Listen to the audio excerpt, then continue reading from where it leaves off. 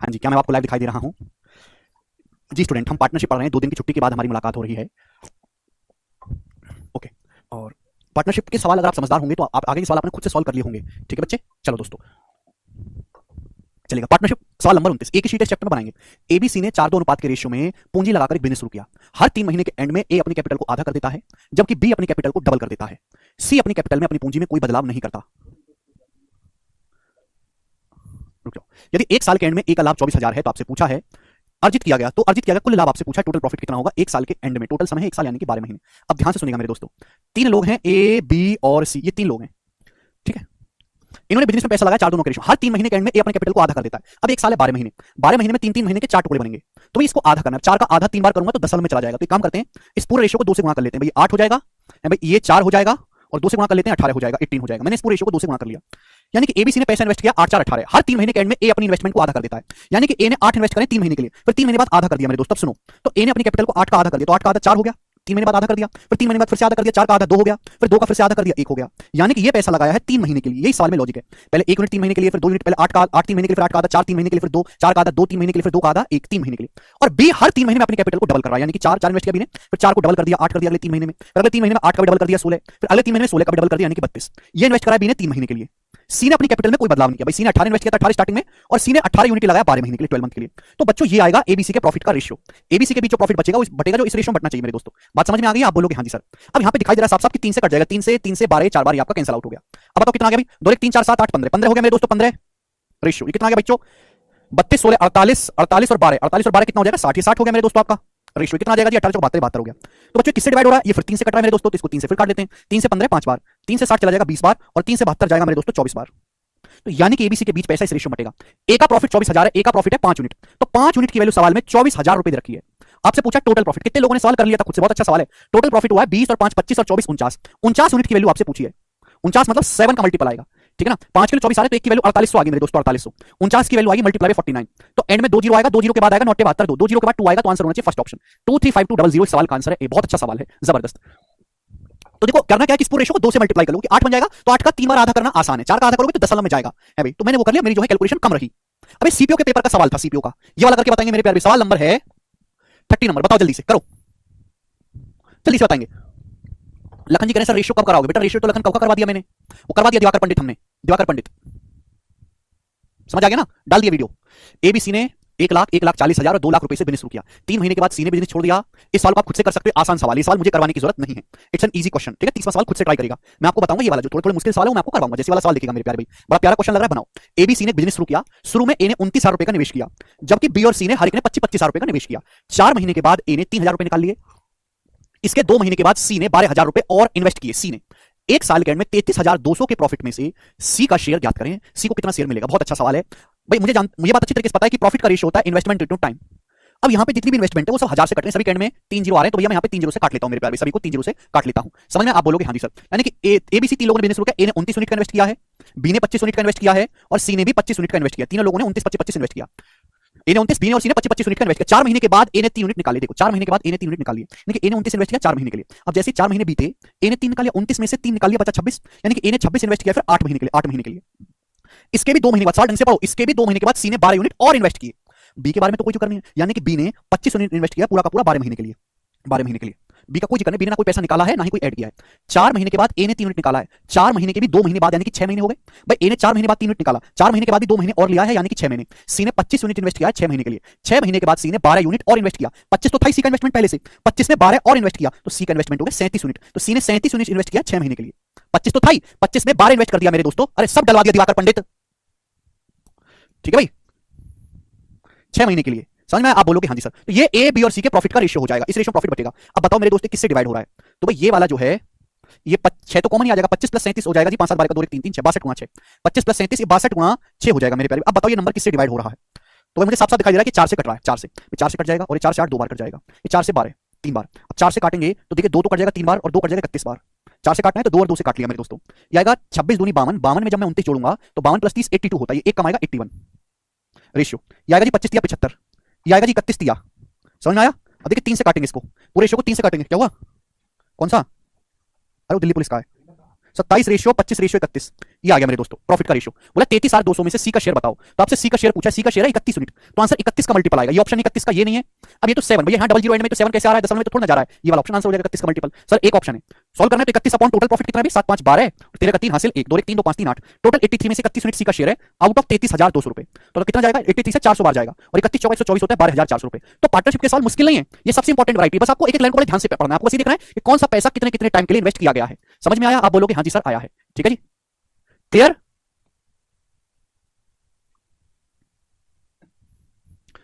जी। अगला सवाल देखेंगे मेरे दोस्तों, सवाल नंबर आपके सामने 32 बनाएंगे। सवाल नंबर 32 बहुत ही बेहतरीन है और बहुत ही भयानक सवाल है, ठीक है ना, प्री के पेपर का पूछा हुआ क्वेश्चन है। अब यहां से जो सवाल है ये नॉर्मल पैटर्न के तो सवाल खत्म हो गया, अब यहां से मिसलेनियस लैंग्वेज के क्वेश्चन है, जल्दी से मुझे जवाब देंगे सवाल का उत्तर क्या आएगा। 2019 के प्री के पेपर में आया है और ऐसे बहुत सारे सवाल, अगर आप इसकी एक स्मार्ट अप्रोच बताऊंगा उससे करेंगे तो ही होगा, वरना आप केवल कैलकुलेशन में फंसते रह जाओगे, आंसर कभी नहीं आएगा।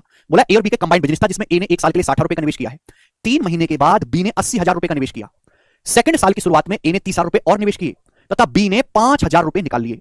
2 साल के एंड में ए का प्रॉफिट 35,880 रुपए 2 साल के एंड में।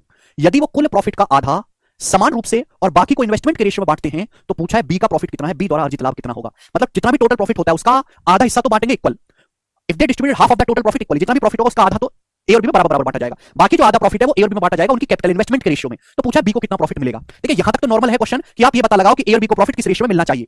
अब देखो यहां सारी ऑप्शन सारा ही जो इन्वेस्टमेंट उसके एंड में 3 जीरो आ रहा है, तो 3 जीरो से काटो, 3 जीरो के 5 से कट रहा है, 5,000 से काट लेंगे एक बार, ये 5,000 से काटेंगे मेरे दोस्तों 12 बार, ये 5,000 से काटेंगे 6 बार, कि बाद में जाके मुझे रेशियो लेना है तो मैं यही काट दे रहा हूं, बहुत टाइम बचता है इससे आपका, क्लियर, बहुत ज्यादा टाइम बचता है। सुनो ए और बी का कंबाइंड बिजनेस था, ए ने 1 साल के लिए 12 यूनिट का निवेश किया, ए ने 1 साल के लिए लगाया 12 यूनिट 1 साल के लिए, 3 महीने के बाद बी ने 16 यूनिट का निवेश किया, 3 महीने के बाद बी ने इन्वेस्ट किया 16 यूनिट का। 3 महीने का क्या मतलब है भाई, अगर बिजनेस 1 साल के लिए तो 3 महीने के बाद भी आया है, यानी कि 3 महीने तक तो बी था ही नहीं, तो बी ने 16 यूनिट इन्वेस्ट किया 9 महीने के लिए। 9 महीने का क्या मतलब है, 9 महीने को साल में लिखूंगा तो 9/12 3/4 साल, यानी कि बी ने 16 यूनिट इन्वेस्ट किया 3/4 साल या फिर 9 महीने के लिए। बात क्लियर हुई दिमाग में? ए ने बिजनेस शुरू किया 1 साल के लिए 12 यूनिट का इन्वेस्ट किया, 3 महीने के बाद बी ने 16 यूनिट इन्वेस्ट किया है 3 महीने के बाद, यानी कि बी ने 9 महीने, मेरे दोस्त ध्यान से सुनिएगा, 9 महीने के लिए बी ने 16 यूनिट का इन्वेस्टमेंट किया। अब सेकंड ईयर की शुरुआत होगी, 1 साल बीत चुका है, सेकंड साल की शुरुआत में ए ने 6 यूनिट और इन्वेस्ट किया, यानी कि 12 तो था इन्वेस्टमेंट, 6 और इन्वेस्ट कर दिया तो 12 6 18 हो गया, यानी कि अब ए ने 18 यूनिट इन्वेस्ट किया है एक साल के लिए, 1 साल के लिए, 1 साल बीत चुका है। बी ने 1 यूनिट निकाल लिया, बी ने 1 यूनिट निकाल लिया मेरे दोस्तों, बी ने इन्वेस्ट किया था स्टार्टिंग में 16, बी ने कितना इन्वेस्ट किया था स्टार्टिंग में 16, 16 में से 1 निकाल लिया तो बचा कितना 15।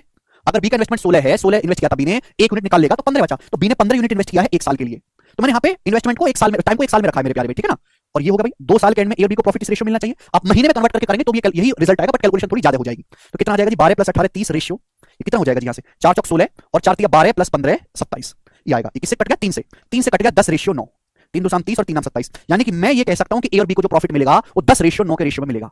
समझ में आई आपको मेरी बात, लॉजिकली समझ सुनिएगा, मैं हटाऊं यहां से, ये हटा दूं मैं ये सारी चीजें। तो मैंने अभी तक कैलकुलेट करके ये पता लगा लिया, इस पूरी कहानी से मुझे पता चला कि ए और बी को जो प्रॉफिट मिलेगा वो 10 रेशियो 9 के रेशियो में मिलेगा। बात क्लियर है, इस रेशियो मिलना चाहिए। बट उनके बीच डील क्या हुई है, उनके बीच डील हुई है कि टोटल प्रॉफिट का वो आधा आपस में इक्वल बांटेंगे और बाकी बांटेंगे इन्वेस्टमेंट के रेशियो में। तो पूछा बी का प्रॉफिट क्या होगा, भाई टोटल प्रॉफिट जितना भी होगा, टोटल प्रॉफिट का आधा तो उनके बीच में बराबर बराबर बटेगा, टोटल प्रॉफिट का आधा तो बराबर बराबर बटेगा, बाकी बचेगा इन्वेस्टमेंट के रेशियो में मेरे दोस्तों, ध्यान सुनिएगा।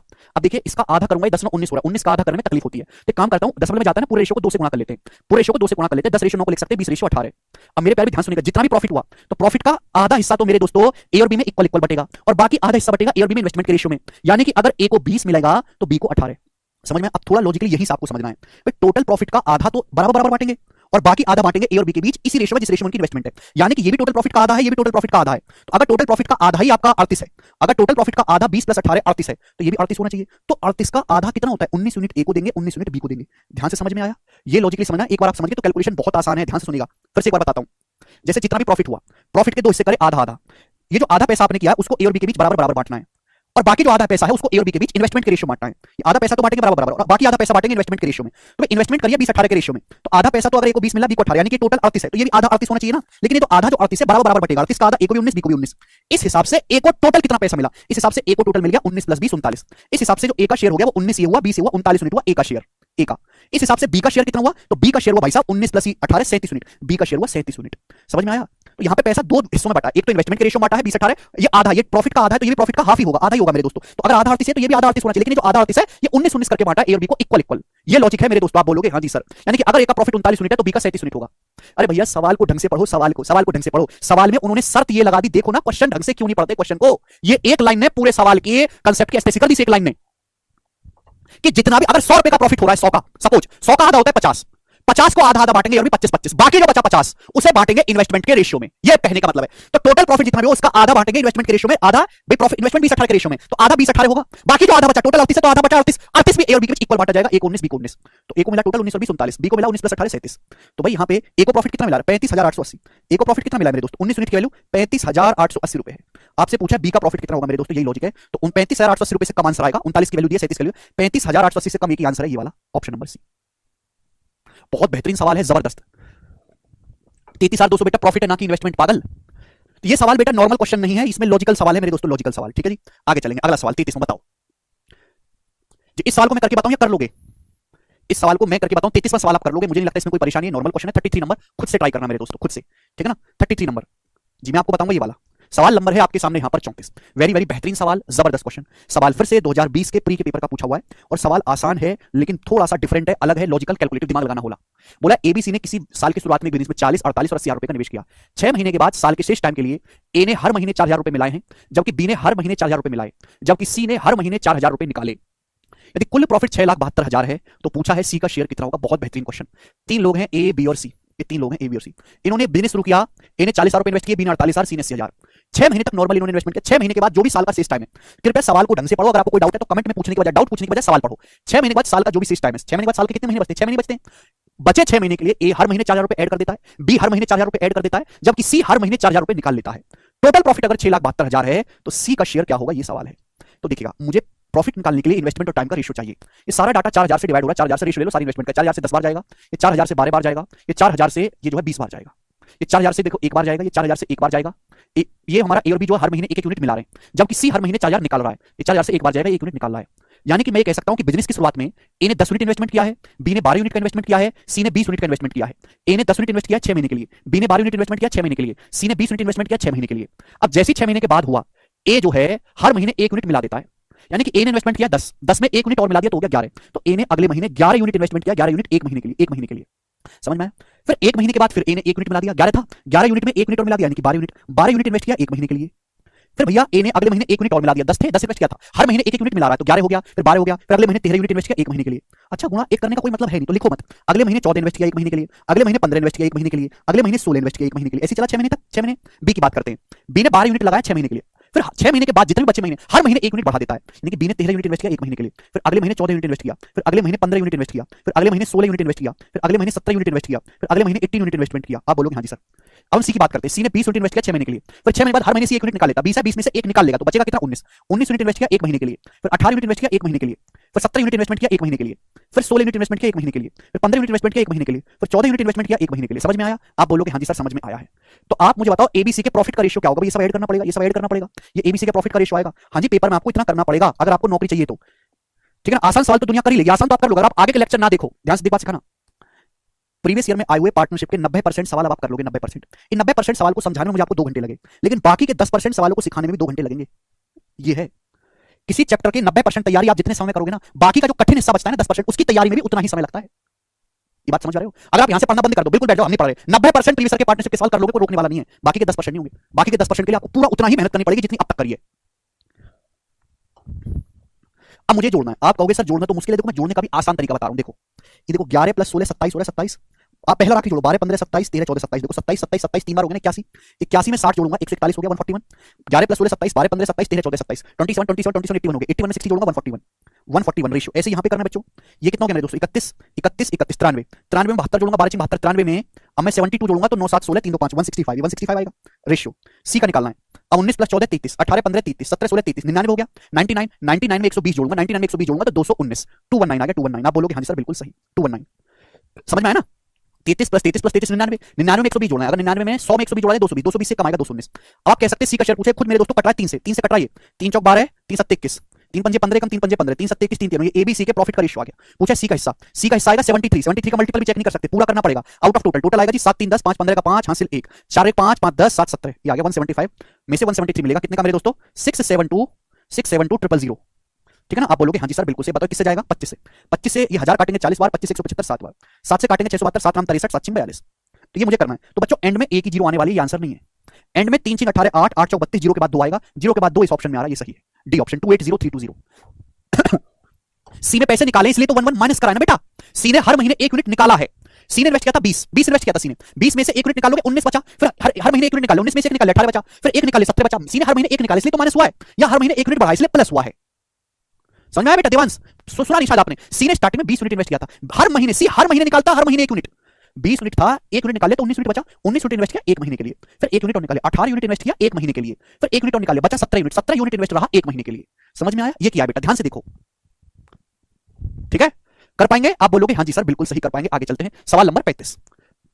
अगला सवाल, तो ये वो सवाल एग्जाम में जो गुस्से में बनाया उसने, गुस्से में, देखो कितना टिपिकल कर दिया है, ठीक है ना? चलेगा बच्चों? हाँ, इस तरह तो टाइम ज्यादा लगेगा। हाँ जी लगेगा सर्जन, बिल्कुल लगेगा। आप जल्दी कर सकते हैं अगर आप इस प्रोसेस को दिमाग में कर लो जी। अगला सवाल देखेंगे, एक आदमी ए ने 65,000 रुपए का इन्वेस्टमेंट करके बिजनेस शुरू किया। कुछ महीने के बाद बी भी 50,000 रुपए का इन्वेस्ट करके उसके साथ जुड़ गया। बी के शामिल होने के 3 महीने के बाद सी भी 55,000 रुपए के इन्वेस्टमेंट के साथ दोनों के साथ शामिल हो गए। सी भी एक साल के एंड में ए को अपने शेयर में लाभ का 50% मिला। एक साल के एंड में ए को कितना शेयर मिला मेरे दोस्तों? 50% पूरे प्रॉफिट का। तो ए ने कितने महीने के बिजनेस एलोन चलाया है? ए ने कितने महीने के लिए जो है बिजनेस अकेले फाइनेंस किया है? बहुत अच्छा सवाल है, कौन करेगा मेरे प्यारे बताओ। सवाल ऐसा है कि सारी इन्वेस्टमेंट को पहला 5,000 से काट सकते हैं। 5,000 से कट जाएगा 13 बार, ये 5,000 से कट जाएगा 10 बार, ये 5,000 से कट जाएगा 11 बार। इन्वेस्टमेंट है। बोला है ए ने एक बिजनेस शुरू किया है मेरे दोस्तों, ए ने शुरू किया अकेले बिजनेस, कुछ महीने के बाद बी आया है, और उसके भी बी के शामिल होने के 3 महीने के बाद सी आया है। बी के शामिल होने के भी 3 महीने के बाद सी आया है। सी एक साल के एंड में ए को 50% प्रॉफिट मिला है, ए को 50%। तो पूछा है ए अकेले कितने महीने के लिए बिजनेस चलाया है ए ने? तो मेरे प्यारे भाई ध्यान से सुनिएगा मेरे दोस्तों, for how many months did A alone finance the business. देखो इस सवाल में टाइम का कोई जिक्र नहीं, तो टाइम लेके चलेंगे 1 साल, 1 साल यानी कि 12 महीने। तो भाई ए ने बिजनेस शुरू किया, ए ने बिजनेस में लगाया 13 यूनिट, कितने महीने के लिए लगाया? 12 महीने के लिए, 12 मंथ के लिए। क्योंकि ए शुरू से लेकर आखिर तक है, ए शुरू से लेकर आखिर तक है मेरे दोस्तों, ध्यान से सुनिएगा। ए जो है शुरू से लेकर आखिर तक है, यहां तक किसी को कोई परेशानी नहीं। कुछ महीने के बाद बी आया है और बी ने इन्वेस्ट किया है 10 यूनिट। कुछ महीने के बाद आया है बी, तो बी ने 10 यूनिट इन्वेस्ट किया है। माना ये जो बी है ये टी मंथ बाद आया है। भाई शुरुआत में क्या था? शुरुआत में ए अकेला था, ए अकेला था, फिर कुछ महीने के बाद बी आया, फिर बी ऑल टाइम है, बी ऑल टाइम है, फिर ए भी है और बी भी है। तो भैया आपसे यही तो पूछा कि कितने महीने तक ए ने बिजनेस में अकेले पैसा इन्वेस्ट किया है। तो मैंने मान लिया कि माना बी जो है वो टी महीने, बी ने जो है टी महीने तक इन्वेस्ट किया। आप लोग इस बात को नहीं समझते कि हम यहाँ पे जो टाइम लेते हैं वो ये टाइम है कि पैसा कितने महीने तक इन्वेस्ट किया गया है। माना बी ने 10 यूनिट इन्वेस्ट किया टी मंथ के लिए, बी ने 10 यूनिट इन्वेस्ट किया टी मंथ के लिए, टी महीने तक बी ने पैसा इन्वेस्ट किया, टी महीने तक। ये जो टाइम है यहां से यहां तक का ये टी मंथ है, जब से बी आया है तब से अब तक टी महीने के लिए बी ने पैसा इन्वेस्ट किया है। बी के शामिल होने के 3 महीने बाद सी आया है 11 यूनिट का इन्वेस्ट के साथ। बी के शामिल होने के 3 महीने के बाद सी आया है और सी ने इन्वेस्ट किया 11 यूनिट। भाई बी ने बिजनेस किया है टी महीने के लिए, टी मंथ के लिए। बी के जब बी बिजनेस में शामिल हो गया उसके 3 महीने के बाद सी आया है, यानी कि सी 3 महीने तक गायब रहा है। तो सी ने पैसा कितने महीने के लिए इन्वेस्ट किया है? टी माइनस 3 मंथ के लिए सी ने इन्वेस्ट किया है, टी माइनस। भाई जितने टाइम के लिए बी ने पैसा इन्वेस्ट किया है उसके 3 महीने के बाद सी आया है, तो सी ने बी से 3 महीने कम समय के लिए पैसा इन्वेस्ट किया है। कृपया सवाल को ढंग से पढ़ो। तो सी ने पैसा इन्वेस्ट किया 11 यूनिट टी माइनस 3 मंथ के लिए। मैंने मान लिया कि माना बिजनेस में बी ने टी महीने तक पैसा इन्वेस्ट किया है। समझ में आया? आप बोलोगे हाँ जी सर बिल्कुल सही। ये हो गया एबीसी के प्रॉफिट का रेशियो, एबीसी का प्रॉफिट इस रेशियो में बटना चाहिए तीनों लोगों के बीच। बोला है ए को अपने हिस्से के रूप में लाभ का 50% प्रॉफिट हुआ, ए को 50% प्रॉफिट मिला है, तो ए ने कितने महीने तक अकेले बिजनेस चलाया है? आप बताओ, अगर ए को अकेला 50% प्रॉफिट मिला है तो बाकी का 50% बी और सी को मिलकर मिला होगा। अगर ए को 50% प्रॉफिट मिला है तो रिमेनिंग 50% बी और सी दोनों को मिलाकर मिला होगा। यही तो लॉजिक है। यानी कि ए का जो प्रॉफिट है वो बी और सी के प्रॉफिट के बराबर है। अगर ए का प्रॉफिट 13 गुना 12 है तो इन दोनों का प्रॉफिट भी 13 गुना 12 होगा। इन दोनों का प्रॉफिट होगा 13 गुना 12 156। अगर ए का प्रॉफिट 13 गुना 12 156 है तो इन दोनों का बी और सी का प्रॉफिट भी 156 है, 12 गुना 13 गुना 156। तो बी का प्रॉफिट और सी के प्रॉफिट का योग क्या? 10 टी में भाई इन दोनों के प्रॉफिट का सम क्या है? 10 टी में 11 टी जोड़ूंगा 21 टी, 21 टी। आप बोलोगे हाँ जी सर। 11 की 3 में गुणोगे माइनस का 33 बराबर 156, उधर चला जाएगा 33, 21 टी बराबर आएगा 15 3 18 6 3 9 189। अब 21 से मेरे दोस्तों 9 बार चला जाएगा, 9 कम 9 2 18 यानी कि 9 मंथ। यानी कि बिजनेस में जो पैसा बी ने इन्वेस्ट किया है वो 9 महीने के लिए किया, 9 महीने के लिए। आंसर नहीं आया 9, आंसर 9 महीने नहीं आया है। नहीं प्राची, पूछा ये ए ने अकेले कितने महीने के लिए बिजनेस में पैसा लगाया भाई, यानी कि बी ने इन 9 महीनों के लिए पैसा लगाया है। तो शुरू के 3 महीने तो ए अकेला है ना। ये टाइम पीरियड पूछा जितने समय ए अकेला कोई नहीं है, तो ए ने अकेला 12 माइनस 9 यानी कि 3 मंथ। ए ने 3 महीने तक बिजनेस में अकेले फाइनेंस किया है। 3 महीने के बाद भी आया होगा और बाकी के जो 9 महीने बचे हुए जो 9 महीने उन 9 महीनों के लिए बी ने पैसा इन्वेस्ट किया है। तो ए ने अकेले कितने महीने फाइनेंस किया है? 3 महीने। बहुत बेहतरीन सवाल है, बहुत बेहतरीन क्वेश्चन। समझ में आया? आप बोलोगे हाँ जी सर समझ में आया है। जबरदस्त सवाल है, जबरदस्त। मतलब इस सवाल की जितनी बराबरी कोई नहीं कर सकता बच्चों। ये बताएंगे अगला सवाल, नेक्स्ट क्वेश्चन। सवाल नंबर है आपके सामने यहां पर 36। ये बताएंगे, एक और सवाल ऐसा ही दिमाग लगाने वाला क्वेश्चन है, दिमाग लगाने वाला। एक और सवाल बताएंगे बच्चों, इसका क्या आंसर है? देखते हैं कौन करेगा मेरे दोस्तों इस सवाल को भी। बहुत बेहतरीन सवाल ऐसा, बैंकिंग का सवाल है ये वाला। तो ए ने 26,000 रुपए का इन्वेस्टमेंट करके बिजनेस शुरू किया। 3 महीने के बाद बी 16,000 रुपए इन्वेस्टमेंट के साथ जुड़ गया। कुछ और टाइम के बाद सी उनके साथ 25,000 इन्वेस्टमेंट के साथ जुड़ गया। साल के एंड में टोटल प्रॉफिट 15,453 में से सी को 3825 रुपए प्रॉफिट मिला। तो पूछा है बी के बिजनेस में शामिल होने के कितने महीने के बाद सी शामिल हुआ, बी के बिजनेस में आने के कितने महीने के बाद सी आया है। बहुत बेहतरीन क्वेश्चन। 3 लोग हैं ए बी और सी। टाइम वाला सवाल है मेरे दोस्तों, टाइम वाला। तीनों ने पैसा इन्वेस्ट किया बिजनेस में, यहां पे 1000 से कट ही रहा है, 3 हटा लेते हैं। बिजनेस शुरू किया ए ने बिजनेस शुरू किया। 3 महीने के बाद बी आया, यानी कि ए जो है वो 3 महीने तक अकेला है, 3 महीने तक। फिर 3 महीने के बाद ए और बी आए हैं, ए के साथ बी भी आ गया, यानी कि ए का तो कोई जिक्र नहीं, ए तो शुरू से आखिर तक है। तो ए ने 26 यूनिट इन्वेस्ट किया 12 महीने के लिए, 26 यूनिट ए ने इन्वेस्ट किया है 12 महीने के लिए। फिर 3 महीने के बाद बी आया, तो बी ने 16 यूनिट इन्वेस्ट किया है, 16 यूनिट 3 महीने के बाद बी आया, तो बी ने इन्वेस्ट किया 9 महीने के लिए, 9 महीने के लिए। फिर उसके भी कुछ टाइम बाद सी आया, बी के कुछ महीने के बाद सी आया है, सी ने इन्वेस्ट किया 25 यूनिट। तो मैंने मान लिया कि सी ने 25 यूनिट टी महीने के लिए इन्वेस्ट किया, टी मंथ के लिए। हमने मान लिया कि सी ने जो बिजनेस में पैसा लगाया है वो टी महीने के लिए लगाया और यही मुझको निकालना है। हालांकि टी मुझसे पूछा नहीं गया पर निकालना यही पड़ेगा। सी ने बिजनेस में पैसा जो 25 यूनिट टी मंथ के लिए लगाया है, तो ए बी और सी के बीच जो पैसा बटेगा वो इस रेशियो में बटेगा। सिंपलीफाई तो होगा नहीं, आप बोलोगे हाँ सिंपलीफाई होगा नहीं, कुछ कट तो नहीं है, कॉमन नहीं है। अब सुनो, सवाल में बोला गया टोटल प्रॉफिट अगर 15,453 है तो उसमें से सी को 3825 मिले। ये मैं हटा दूं मेरे दोस्तों, ठीक है ना। ये जो लाइन है मैं आपको कैलकुलेशन भी कम करना सिखाऊंगा, यहां से ध्यान से सुनिएगा। बोला टोटल प्रॉफिट अगर 15,453 है, ध्यान सुनिएगा, टोटल 15,453, तो उसमें से सी को कितना शेयर मिला है, सी को, तो सी को शेयर मिला है 3825 रुपए। आउट ऑफ टोटल प्रॉफिट सी का शेयर इतना है, तो मुझे एक्जैक्ट वैल्यू की जरूरत ही नहीं, मुझे तो रेशियो से करना है। तो आप इसका रेशियो ले लो कि आउट ऑफ टोटल प्रॉफिट सी के शेयर का रेशियो क्या है। बताओ बच्चों किससे जा रहा है, 5 3 8 और 2 18, 9 से 5 4 9 5 3 8 9, 9 से कट रहा है ऊपर नीचे, 9 से 9 चौक 36, 9 दूनी 18, 4 9 पंजे 45, 9 से 9 कम 9 6 9 7 63, 9 कम 9 6 9 7 63, फिर 17 से 425 तो जाती है, 17 दूनी 34, 8 17 पंजे 85, 25 बटे 101 आ गया। 17 को 17 से काटेंगे तो 101 बार जाएगा, तो एक बार 9 से काटा फिर 17 से 17 से, यानी कि आ गया 25 बटे 101। यानी कि मैं ये कह सकता हूं कि टोटल प्रॉफिट अगर 101 है तो सी का जो प्रॉफिट है 25 है, सी का प्रॉफिट 25 है। अगर टोटल प्रॉफिट 101 है तो सी का प्रॉफिट 25 है। यहां से मैं इक्वेट करके निकाल सकता हूं टोटल प्रॉफिट का मतलब क्या है। टोटल प्रॉफिट का मतलब है ए प्लस बी प्लस सी, इन तीनों का सम, इन तीनों का सम टोटल 101 है तो सी का 25 होना चाहिए। बट आपको नहीं लग रहा कि भाई यहां की वैल्यू तो मैं जानता हूं बट यहां वेरिएबल है, अगर मुझे कैलकुलेशन को कम करनी है तो मैं ये पता लगा लेता हूं मेरे प्यारे भाई यहां से कि सी का प्रॉफिट तो कितना है, सी का प्रॉफिट है 25 यूनिट, और मैं नीचे टोटल ना लेकर, टोटल मुझे इन तीनों को जोड़ना पड़ेगा, यहां वेरिएबल भी आएगा, कैलकुलेशन बढ़ेगी। मैं नीचे टोटल ना लेकर केवल ए प्लस बी ले लेता हूं, ए प्लस बी कि ए और बी की वैल्यू को मैं अच्छी तरीके से जानता हूं तो मेरी कैलकुलेशन कम रहेगी। अगर टोटल प्रॉफिट 101 है जिसमें से सी का 25 है तो ए और बी का कितना होगा, 101 में से 25 माइनस कर देंगे तो ए प्लस बी का जो प्रॉफिट होगा वो 76 होगा। मेरे प्यारे बोलो बात को समझे। अगर टोटल प्रॉफिट 101 है जिसमें से सी का प्रॉफिट 25 है तो ए और बी का कितना होगा, 101 में से 25 माइनस कर देंगे 76। बस मेरा सवाल अब यहां से निकल लिया सॉल्व होके कि सी का जो प्रॉफिट है वो है 25 टी, जबकि ए प्लस बी का प्रॉफिट क्या है, ए प्लस बी का प्रॉफिट है दोनों का सम, इन दोनों का सम क्या है 26 गुणा 12 कितना आ जाएगा 240 और 72 312 और 16 निम्मा कितना, 16 निम्मा 144, यानी कि आएगा मेरे दोस्तों 4 5 6 4 5 6। आप बोलोगे आंसर तो बराबर होना चाहिए। 25 से 25 कट गया, 76 से 456 6 बार कट गया, तो टी आ गया 6 मंथ कैलकुलेशन करके एक ही लाइन में। यानी कि सी ने बिजनेस में पैसा जो लगाया है वो 6 महीने के लिए लगाया है। सी ने जो बिजनेस में पैसा इन्वेस्ट किया है प्यारे स्टूडेंट्स वो 6 मंथ के लिए किया है, 6 मंथ के लिए। लेकिन पूछा क्या गया, पूछा क्या है बी के बिजनेस में आने के कितने महीने बाद सी आया है। सी ने जो पैसा इन्वेस्ट किया है बिजनेस में वो केवल 6 महीने के लिए किया है, सी ने 6 महीने के लिए। ए बी ने शुरू किया, ए ने 3 महीने के बाद बी आया तो बी रहा है 9 महीने के लिए। बी के आने के कुछ टाइम के बाद सी आया, तो सी कितने समय के बाद आया है, सी कितने समय के बाद है, सी आया बी के आने के 3 महीने के बाद, बीच का गैप कितना है 3 महीने के, सी के आने के 3 महीने के बाद बी आया है। ए ऑप्शन आंसर है। क्या जबरदस्त सवाल है। 456 है ये, दिस प्लस दिस, ए का प्रॉफिट क्या 26 गुणा 12 312, बी का प्रॉफिट क्या 16 में 144, इन दोनों का सम 456 है। बताओ मजा आया कि नहीं। देखो जबरदस्त सवाल है मेरे दोस्तों, दिमाग में लेकिन जबरदस्त वाला लगाना है। आगे चलेंगे, सवाल नंबर आपके सामने 37। तो ये दो सवाल मैंने आपको करवा दिए टाइम वाले, ठीक है जी, ठीक है भाई, टाइम वाले मैंने दोनों क्वेश्चन आपको करवा दिए। आगे चलते हैं, अगला क्वेश्चन सवाल है आपके सामने यहां पर। सर इस क्वेश्चन में स्टार्टिंग में 9 माइनस टीबी तो ले सकते हैं, सी का टाइम बिल्कुल ले सकते हैं हर्ष भाई। मैंने 9 कैलकुलेशन करके बाद में 9 में से घटा लिया, आप शुरू में ले लो, लिखना ज्यादा पड़ेगा, कोई दिक्कत नहीं है बेटा। अगला सवाल, एबीसी ने किसी बिजनेस में 4 5 7 के रेशियो में इन्वेस्ट किया, सी स्लीपिंग पार्टनर है, इस वजह से उसका जो शेयर है उस हिस्से का आधा होगा अगर वो वर्किंग पार्टनर होता। इन्होंने 36,000 रुपए का प्रॉफिट होता है जिसमें से वो 25% बिजनेस में दोबारा इन्वेस्ट कर देते हैं, तो बी को कितना मिलेगा। बहुत अच्छा सवाल, एक ही क्वेश्चन कराऊंगा भाई। एबीसी ने किसी बिजनेस में इस रेशियो में पैसा इन्वेस्ट किया तो पैसा भी इसी रेशियो में मिलना चाहिए।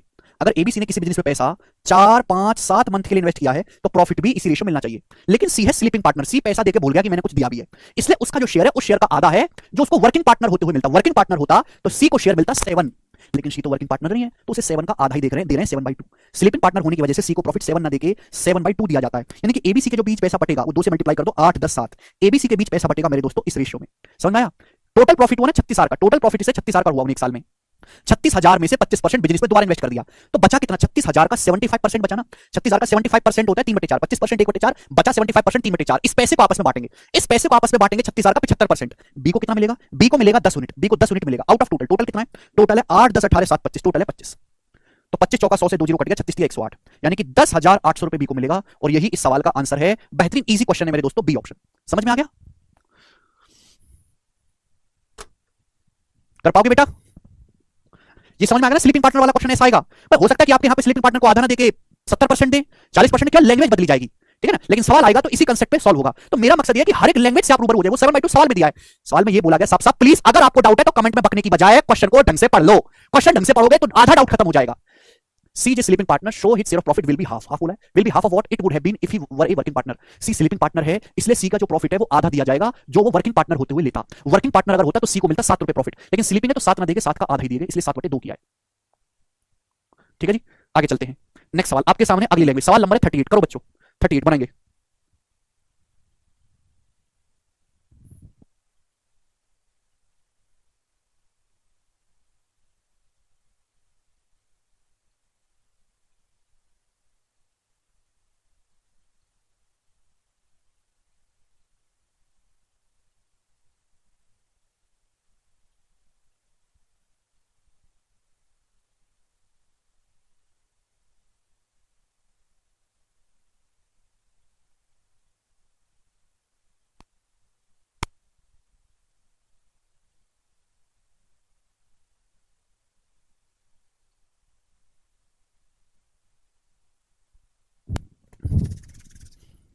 तेरह हजार।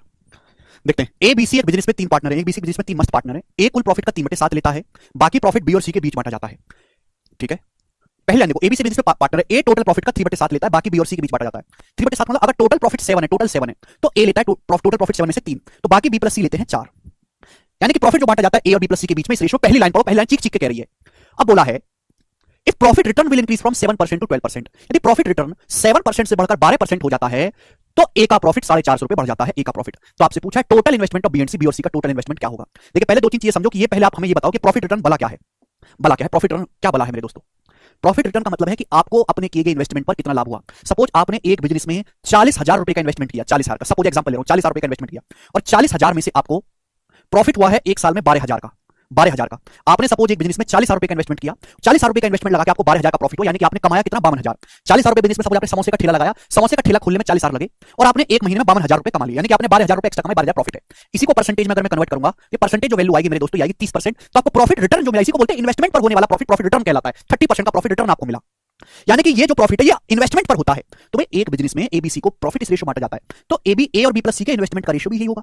अगर ए को 3 प्रॉफिट मिलता है, बी प्लस सी को 4 मिलता है, तो इनके इन्वेस्टमेंट का रेशियो यही रहा होगा। बोला अगर प्रॉफिट का return percentage, profit return will increase from 7% to 12%, then profit of A increases by 450 रुपए।